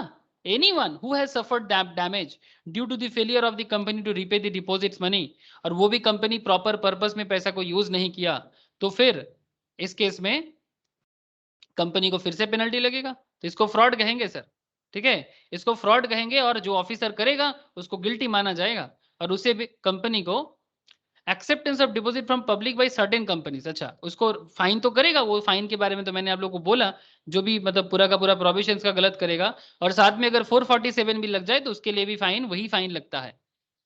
और acceptance of deposit from public by certain companies, अगर सर्टेन कंपनीज से डिपॉजिट पब्लिक मतलब acceptance of deposit from public by certain companies, ठीक है, तो किसके लिए ये चलता है, देखो आप समझ रहे हो ना point. Acceptance of deposit from public कुछ कंपनीज के लिए, कुछ डिपॉजिट्स का कुछ बातें हैं जो सेक्शन 76 में कहते हैं। ध्यान से सुनना पॉइंट को। Deposit from public may be accepted only by a certain class of companies as per the provision of section 76। Any public company, हर कंपनी के लिए नहीं, any public company that has a net worth less than, not less than 100 crore. Net worth मतलब you all know, share holders equity को net worth कहते हैं, ठीक है, जो उनका खुद का है, लोन का पैसा नहीं, ओन कैपिटल को बोलते हैं नेट वर्थ, जो आपका खुद का है, equity share capital, not the loan capital, okay. 100 crore से कम का कंपनी नहीं होना चाहिए नेट वर्थ, तो फिर वो डिपॉजिट एक्सेप्ट नहीं कर पाएगा। 100 करोड़ से कम होगा तो पब्लिक से डिपॉजिट नहीं ले सकता। Has a turnover not less then 500 crore, company का किसी एक पर्टिकुलर ईयर में 500 करोड़ से नीचे का टर्नओवर नहीं होना चाहिए, दैट इज सेल्स। 500 करोड़ के नीचे का टर्नओवर होगा तो डिपॉजिट एक्सेप्ट नहीं कर सकता। Has already obtain the consent via special resolution in general meeting, ये मतलब ये दोनों तो है ही, उसके साथ साथ कंपनी को जनरल मीटिंग में रेजोल्यूशन भी पास करना पड़ेगा डिपॉजिट लेने के लिए, और रजिस्टर के पास already filed special resolutions for to the register. Prior to the inviting deposit from public additional requirement भी कुछ चाहिए, डिपॉजिट लेने से पहले कुछ एडिशनल रिक्वायरमेंट भी चाहिए, जैसे कि आप लोगों को मैंने पहले ही बताया, क्रेडिट रेटिंग एजेंसी जैसे कि क्रिसिल केयर जैसे कंपनीज है, उनसे आप क्रेडिट रेटिंग लो initially at the time of inviting deposit so that public is informed every year during the tenure of the deposit. ये लेना चाहिए एवरी ईयर, डिपॉजिट के टेन्योर के अंदर आपको एवरी ईयर क्रेडिट रेटिंग लेना चाहिए। Once the deposited are received within 30 days a charge is to be created, 30 दिन के अंदर आपको चार्ज क्रिएट करना पड़ेगा। मतलब उस पर्टिकुलर एसेट पे, मतलब जो आपने डिपॉजिट लिया, अगर कंपनी ने किसी से 1 करोड़ लिया तो उस 1 करोड़ के बदले किसी को चार्ज देना है कोई एसेट पे, तो चार्ज दे दो। चार्ज मतलब बेसिकली सिक्योर्ड करना कंपनी एसेट को, किसके लिए, जिन्होंने डिपॉजिट किया उसको सिक्योर करना, कंपनी को नहीं। कंपनी के लिए तो चिंता का बात है कि अगर पेमेंट नहीं देगा कंपनी तो फिर एसेट चला जाएगा, ठीक है। Charge to be created on the companies asset 30 दिन के अंदर sorry, the charge amount to be at least the amount of the deposit accepted, at least कम से कम जो अमाउंट डिपॉजिट कर रहा है कोई भी डिपॉजिटर्स, उस अमाउंट के आसपास ही होना चाहिए, एटलीस्ट वो वैल्यू तो होना ही पड़ेगा। 1 करोड़ का वैल्यू तो 1 करोड़ का, 10 लाख का तो 10 लाख का, 50 लाख का तो 50 लाख का चार्ज तो क्रिएट करना ही पड़ेगा, कम से कम, ज्यादा हो सकता है। अगर पूरा का पूरा खेल को कंट्रावेन करता है कंपनी, प्रॉपरली मेंटेन नहीं करता, फ्रॉम सेक्शन 73 से लेकर section 76A, section 76A basically punishment के बारे में बताते हैं, ठीक है। पहले company fails to adhere the provision of section 73 और सेक्शन 76 और fails to repay the deposit as per section 73 और सेक्शन एज पर 73 और 76, the company shall be found to be contravention the provision of this companies act 2013 and shall be liable for punishment as follows. ये तो मैंने आपको पहले ही बोला, वही वाला पॉइंट है, 1 करोड़ का फाइन हो सकता है, twice the amount of deposit. अच्छा एक पॉइंट सर, एक तो 1 करोड़ का और साथ में twice the amount of deposit accepted, which ever is lower, या तो 1 करोड़ या तो जो डिपॉजिट आपने लिया उसका 2 गुना भी हो सकता है, जो डिपॉजिट आपने लिया उसका 2 गुना भी हो सकता है। दैट मीन्स सपोज किसी ने डिपॉजिट लिया 50 लाख का, point to be noted sir, तो उसका 2 गुना कितना होता है, 50 लाख का 2 गुना, बोलो सर, 50 लाख का ट्वाइस कितना हो जाएगा,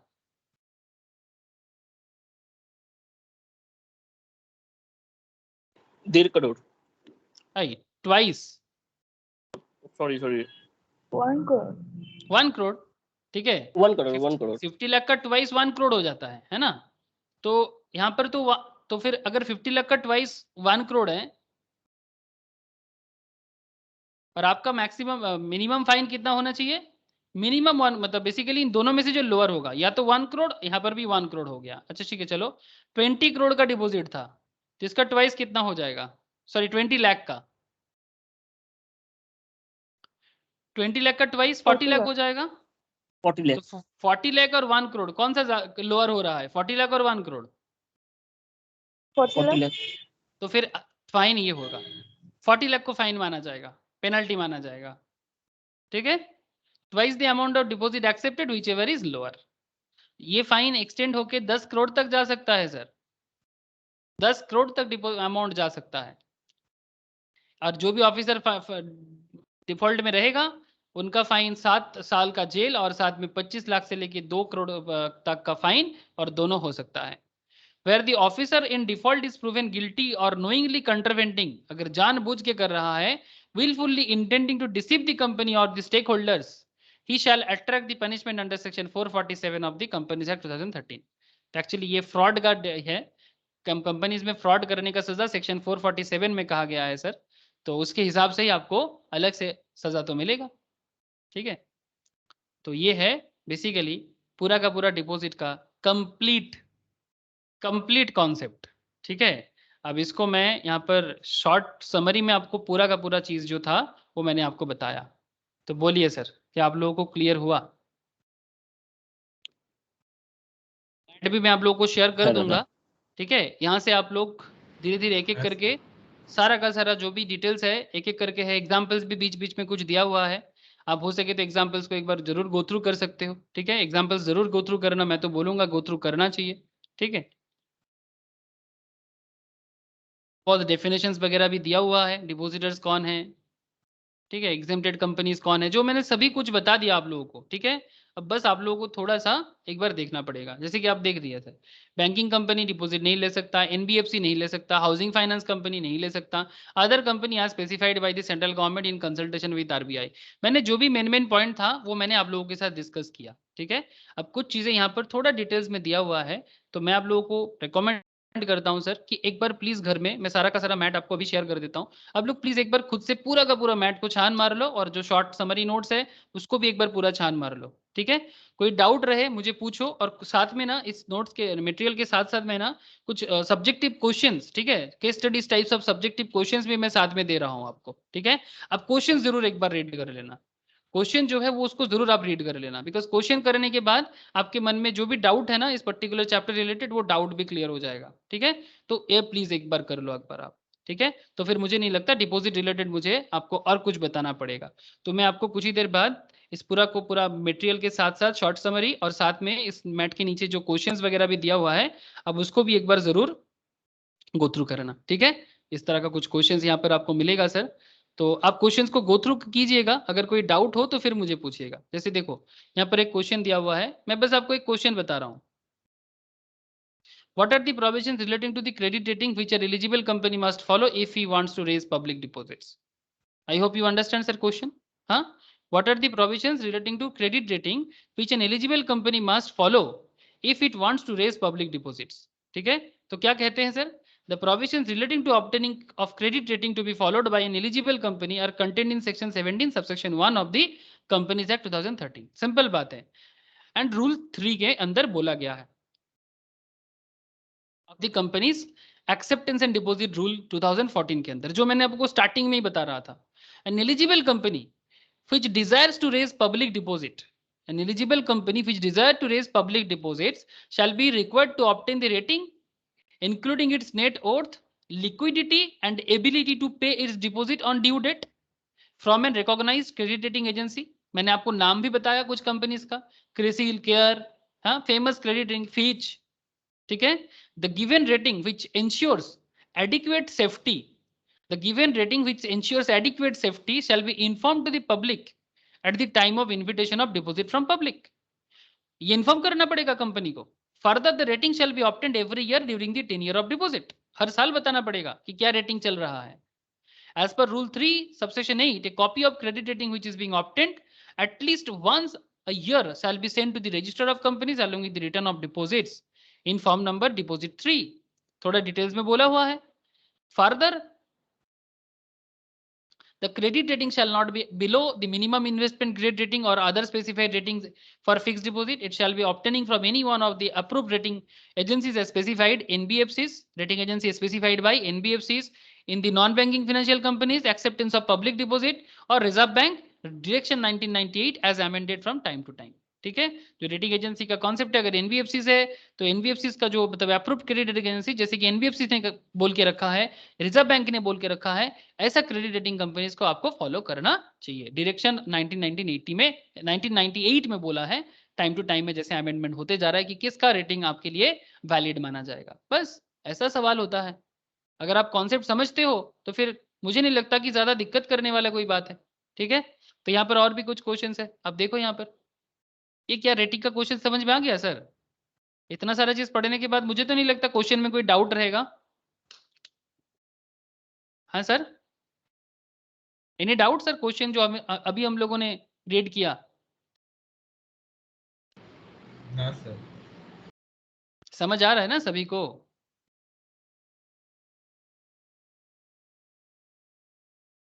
सब चुप क्यों है? बोलो तो सही.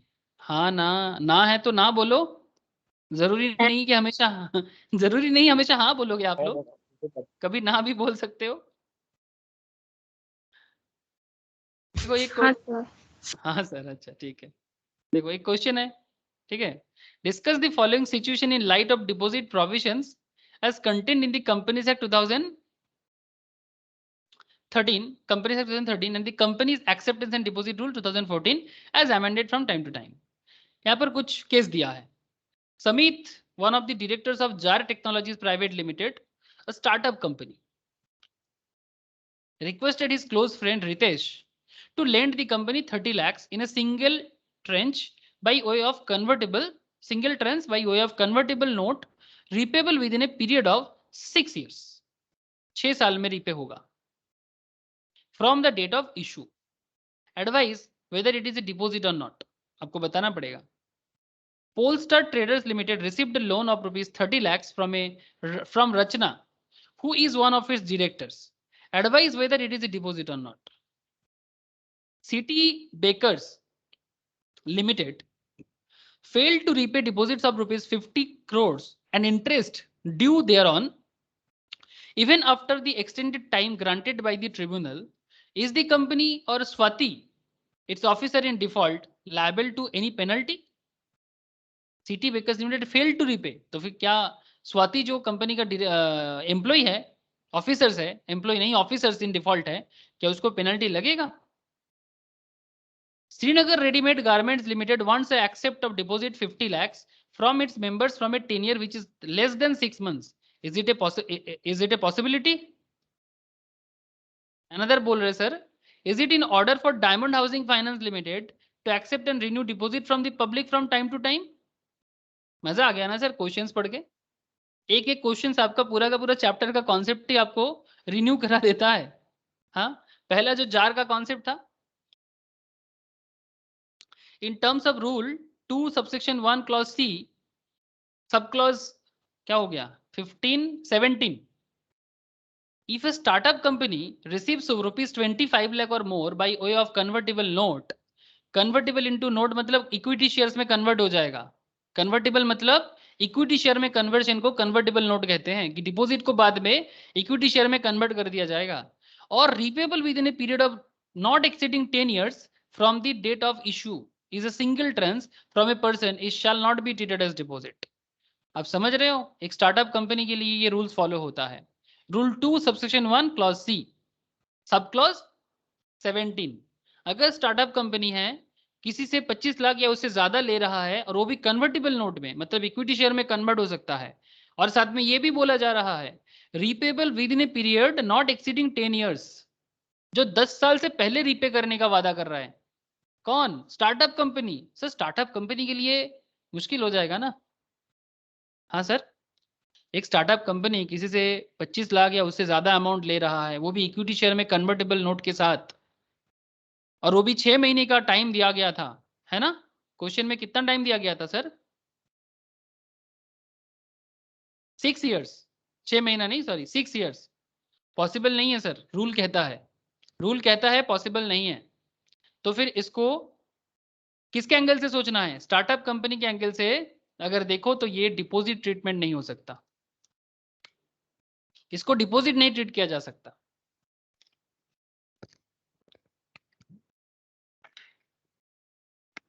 So, in the given case, Zar Technology Private Limited, a startup company, received rupees 30 lakh from Ritesh in a single tranche by way of convertible note, which is repayable within a period of 6 years from the date of its issue in view of Rule 2, subsection 1, clause C, subclause 17, which requires a convertible note to be repayable within a period of 10 years from the date of issue. The amount of 30 lakh shall not be considered as deposit. इस rupees 30 lakh को deposit के तौर पे हम लोग accept नहीं कर सकते। सेकेंड क्वेश्चन बता रहा है sir, in terms of rule 2 subsection 1 clause C subsection sub clause 7, any amount received from a person who is director of the company at the time of giving a loan to the company shall not be treated as deposit if such director furnishes to the company at the time of giving money a written declaration to the effect that the amount is not being given out of funds acquired by him borrowing or accepting loans or deposit from others, and further the company shall disclose the details of money so accepted in board's report. Point to be noted sir, ये point हम लोग एकदम starting में ही एक point में पढ़ रहे थे कि अगर कोई डायरेक्टर कंपनी को कोई पेमेंट देता है, याद करो एक बार, ये हम लोग स्टार्टिंग में ही पढ़ रहे थे, कहाँ चला गया? मिल गया क्या? देखो तो सर यहीं पर हम लोग पढ़ रहे थे स्टार्टिंग में ही। डायरेक्टर का पॉइंट मिला आप लोगों को? कहाँ गया डायरेक्टर?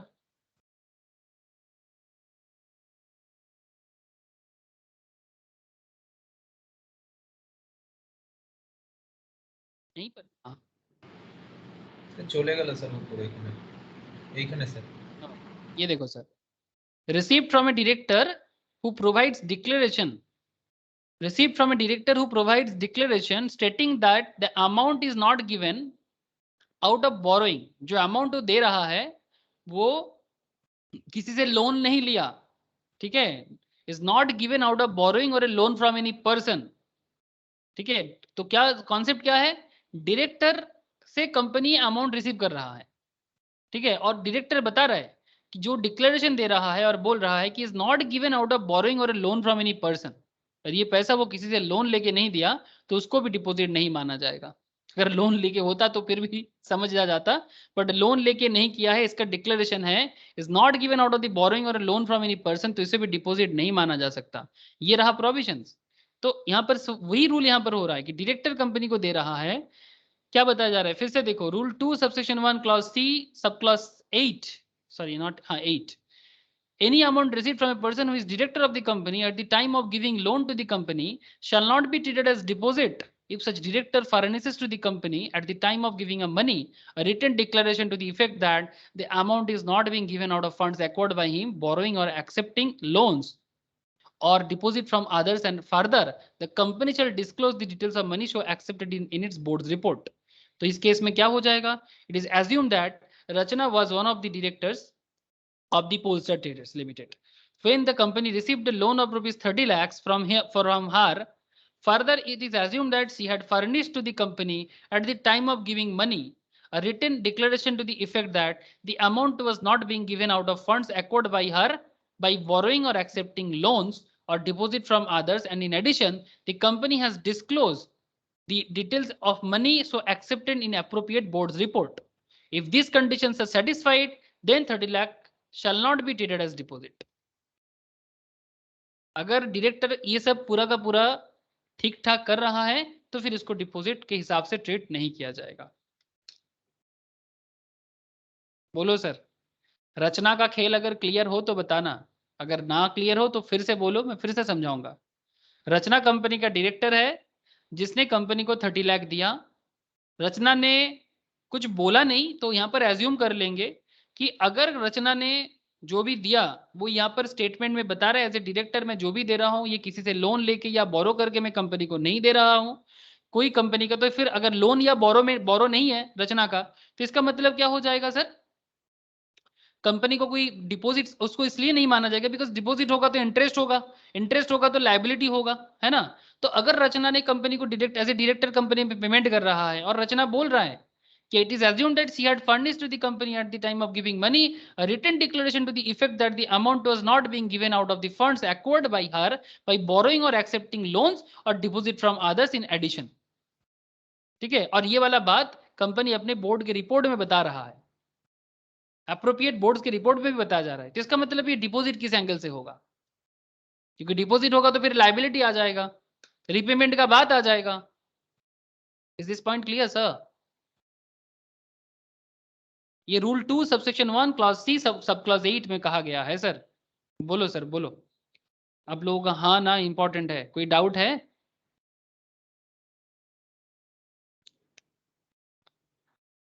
क्या हुआ, चुप क्यों हो गए, क्या प्रॉब्लम हो गया, बोलो। No sir. No sir means doubt है? हाँ सर नहीं, डाउट है, क्लियर है। क्लियर है ना?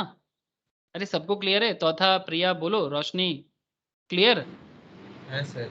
नंदिनी, दीक्षा, आप लोग भी बताओ। है दादा क्लियर। हाँ सर। ओके हाँ ठीक है सर। सर, ठीक है सर। अच्छा और एक क्वेश्चन था, 50 करोड़ लिया गया था, by not repaying the deposit of 50 crore and the interest due thereon even after the extent time granted by the tribunal, tribunal ने टाइम एक्सटेंड किया था। City Bakers Limited has contravened the conditions prescribed under section 73 of the act according to the following penalties liable। obviously payment वापस नहीं करोगे तो फिर मार तो पड़ेगा, तो मार यहाँ पर खा जाओ sir. Punishment for the company City Bakers Limited shall, in addition to the payment of amount of deposit and the interest due thereon, be punishable with fine which shall not be less than 1 crore or twice the amount of deposit accepted by the company, whichever is lower but which may extend to 10 crore। 10 crore तक जा सकता है fine का amount, पता है sir ये आप लोगों को। और जो स्वाति जिन्होंने डिफॉल्ट का पार्ट में था, being in the officer in default, 25 lakh से लेके 2 करोड़ तक का उनको लग जाएगा punishable with imprisonment which may extend 7 years तक जेल हो सकता है, 7 साल तक हो सकता है, उससे कम भी हो सकता है। And with fine which shall not be less than ₹25 lakhs but which may extend to 2 crores। Further it is proved that Swati had contravened such provisions knowingly और विलफुल्ली, अगर वो जानबूझ के कर रहा है तो फिर उसके पे तो पनिशमेंट ऑफ फ्रॉड लग जाएगा। मतलब देखो सर, कई बार गलती से हो जाता है वो अलग बात, बट जानबूझ के करना, intention to deceive the company, company को जानबूझ के नीचा करना, शेयर होल्डर को, डिपॉजिटर्स का पैसा को, टैक्स अथॉरिटीज को मुश्किल में डालना, she will be liable for action under section 447 of punishment of fraud. फिर इसका सजा तो फिर बहुत जोर का होगा, समझ रहे हो ना सर, फ्रॉड का सजा लग जाएगा। अभी 7 साल का जेल ही होता है, ठीक है। ये 420 का केस पहले हुआ करता था फ्रॉड को, ठीक है। कंपनीज एक्ट 447 में इसके बारे में कहा गया है कंपनीज एक्ट में। I hope clear sir. According to Rule 3 subsection 1, a company is not permitted to accept or renew deposits whether secured or unsecured which is repayable on demand or is less than 6 months. Further, the maximum period of acceptance of deposits cannot exceed 36 months. Maximum period of acceptance of deposit cannot exceed 36 months. Sir कौन सा question का जवाब बता रहे हो आप? Sir ये वाला क्वेश्चन सर, ये Srinagar readymade garments limited wants to accept deposits from 50 lakh from its member for a tenure which is less than 6 months. Is it a possibility? और यहाँ पर डायमंड हाउसिंग फाइनेंस ने एक्सेप्ट करने का कोशिश कर रहा था डिपॉजिट और रिन्यू करने का, तो उस दो क्वेश्चन का जवाब देख लेते हैं सर। देखो सर, रूल 3 सबसेक्शन 1 क्या बता रहा है? Company is not permitted to accept और रिन्यू डिपॉजिट वेदर सिक्योर्ड और अनसिक्योर्ड, चाहे सिक्योर्ड हो मतलब जिसका चार्ज क्रिएट किया हो, चार्ज क्रिएट ना किया गया हो, which is repayable on demand, demand मतलब रिपेबल ऑन डिमांड मतलब जब चाहेगा देना पड़ेगा, और in less than 6 months company नहीं कर सकता।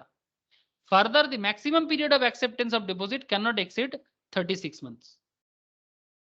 डिपॉजिट एक्सेप्ट 36 महीने से ज्यादा नहीं होना चाहिए।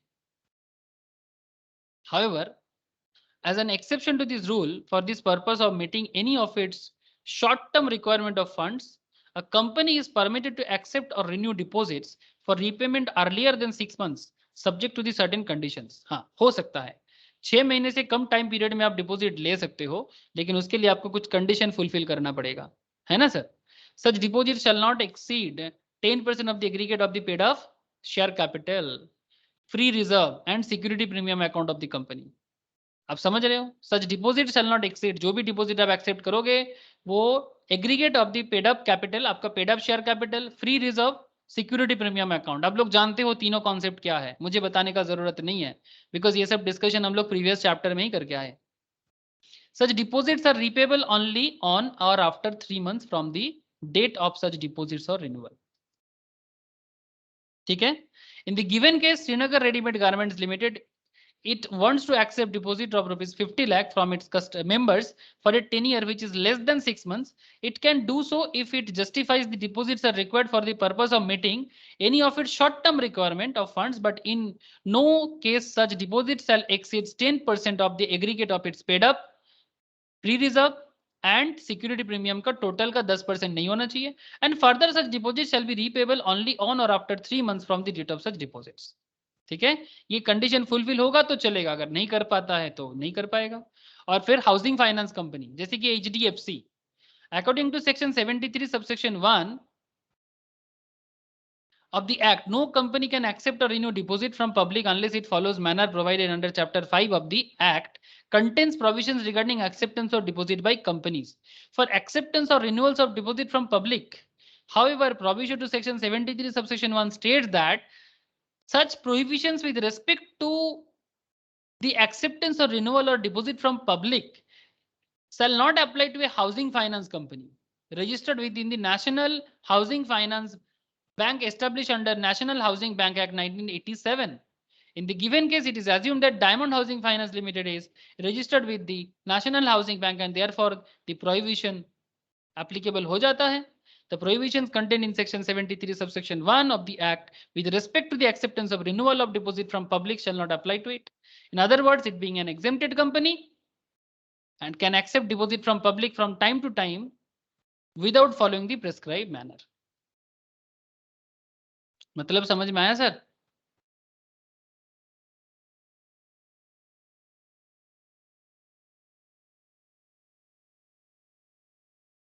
हाँ सर, अगर ये एग्जेम्प्टेड होगा, अगर एग्जेम्प्टेड करेगा गवर्नमेंट इनको तो फिर कर सकता है, अदरवाइज नहीं कर सकता।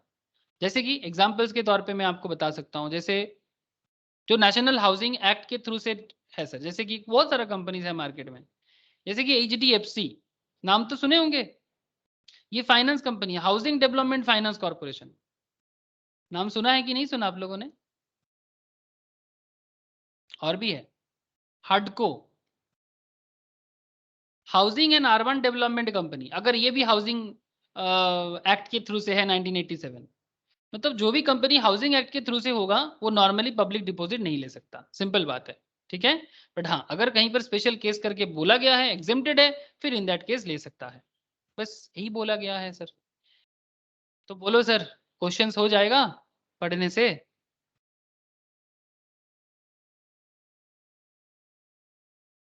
क्या प्रोविजन जानने से क्वेश्चन सॉल्व हो सकता है, ये sir no?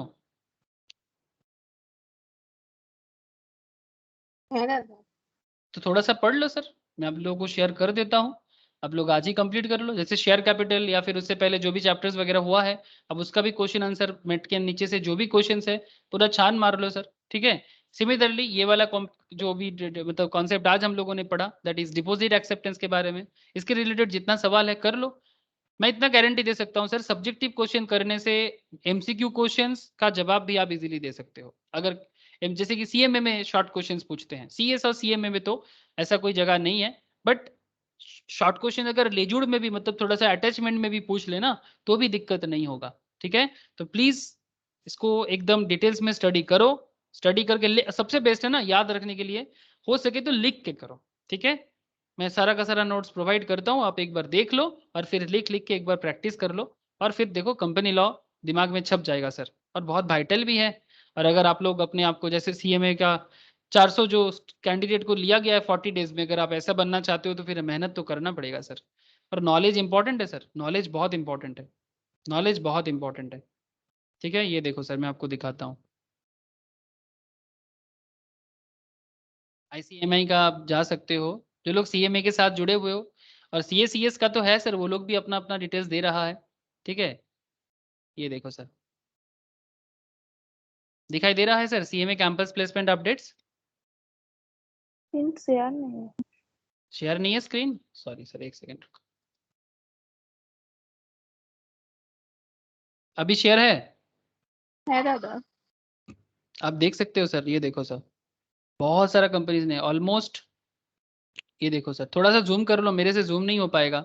More than 400 cost accountants are placed in various reputed companies for so far within 45 days 2020 batch में जो भी निकला है, ठीक है।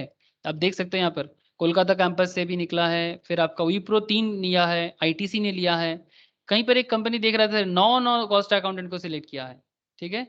तो बहुत सारे हैं सर, गेल ने लिया, गवर्नमेंट कंपनीज भी लिया, गेल ने लिया, कैपजेमिनी, ये भी बहुत अच्छा कंपनी है, आप लोग जानते हो फाइनेंशियल एडवाइजरी लेवल में, सॉरी कैपजेमिनी आपका ये आपका IT सेक्टर्स में, बायोकॉन, रुनाया, एपेक्स, बहुत सारा डिमांड बहुत भरपूर है, चाहे CA बोल लो, CS बोल लो, CMA बोल लो, डिमांड का कमती नहीं है सर। अब डिपेंड करता है आप लोगों का नॉलेज का एरिया पे, वही आपको अलग करेगा भीड़ से, तो भीड़ से अलग हो जाओ और प्लेस हो जाओ सर, ठीक है। अब पढ़ाई करो लो सर, मोटिवेशन तो दे दिया आप लोगों को, ये सामने रख दिया, मोटिवेशन है मिलेगा, बट मिलने के लिए पढ़ाई करो, क्वेश्चन प्रैक्टिस करो, और अपना अपना पेपर सॉल्व करो, देखो सर आराम से होगा, ठीक है। कोई क्वेश्चन है तो कर लो सर। বলছি দাদা এরপরে কি ক্লাস আছে আপনার?